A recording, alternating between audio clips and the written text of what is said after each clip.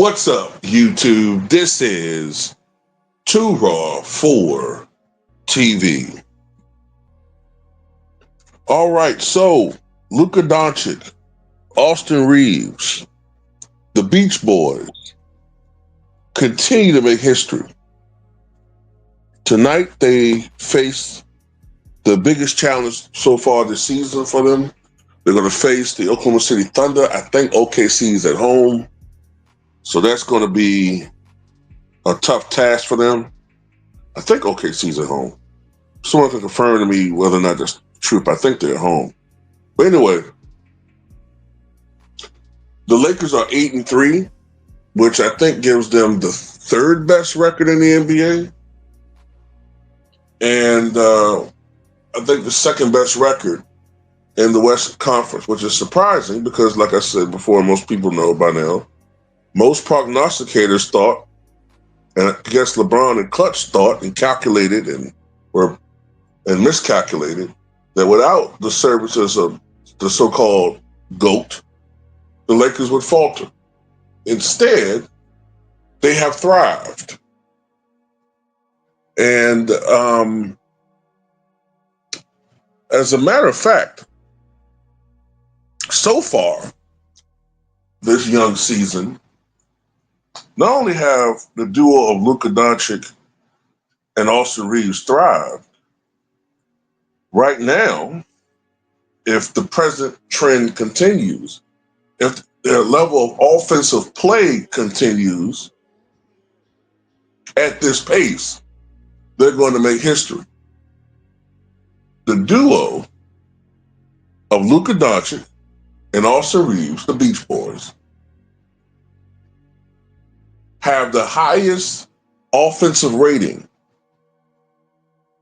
in NBA history when they play together. When these two play together, the Lakers have a 124.6 offensive rating,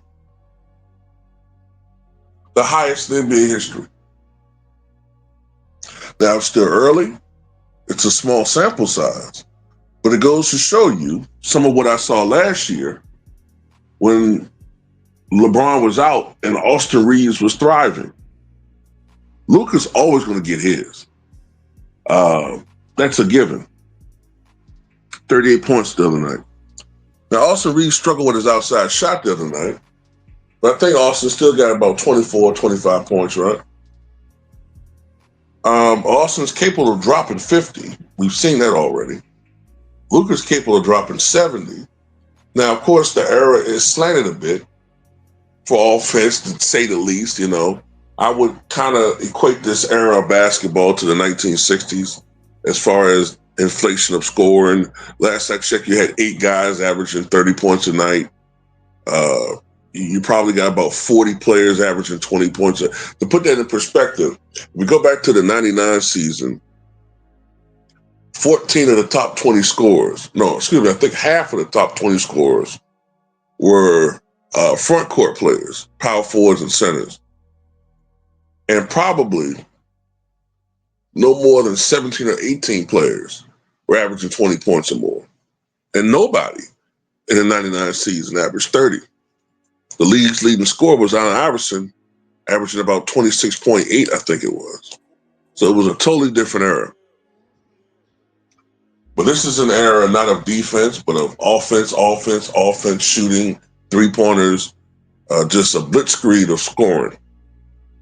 And they don't need LeBron James. I mean, I'm going to keep saying it. Dreamers Pro going to keep saying it. 78 Sports TV is going to keep saying it. Ticket TV is going to keep saying it. You know, Sports and Fitness Rants. Brandon Love Sports is going to keep saying it. Franchise Sports TV is going to keep saying it. They don't need him.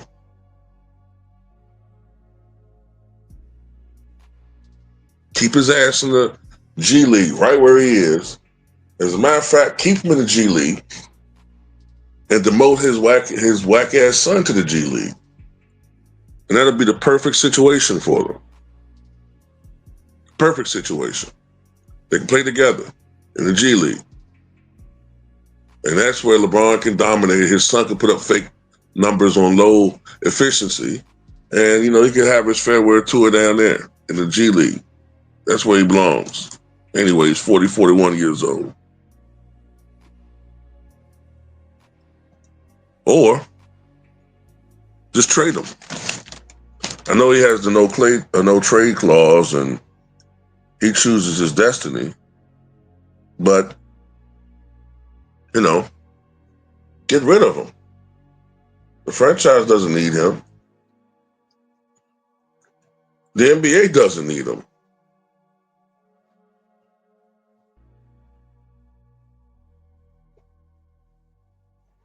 But anyway, tonight's going to be a very tough game for the Lakers, man. I think they're going to lose, honestly.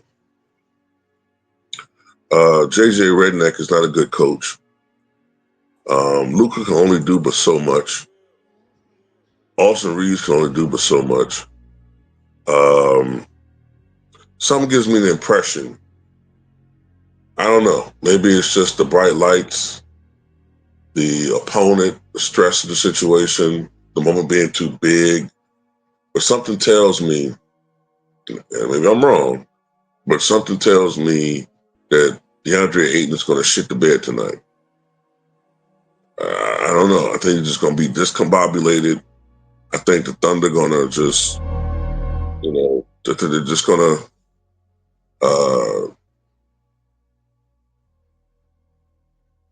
I think they're going to do a good job containing him for the most part. And, sometimes it's just how DeAndre is. He's up and down, man. One night he'll go out there and hustle, play hard, make all the right plays, play at a high end on both ends of the floor, be motivated, look like an all-star center, gets 29 points, 13 rebounds.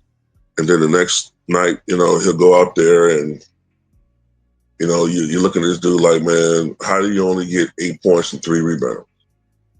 How? You played 30 minutes. How did that the only production you get out here?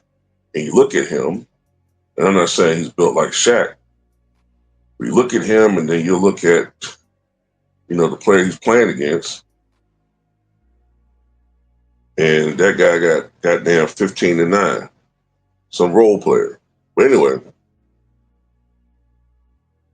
just want to drop this information for y'all. These guys are making history. The Beach Boys, and I'm not saying also that they're better than Shaq and Kobe, better than Pippen and Jordan, better than Bird and McHale or Magic and Kareem. By no stretch of the imagination am I saying that. You got to look at the era they're playing in. But still, 124.6 offensive rating. We didn't even see that with the Warriors in their prime. So, tell me what you guys think.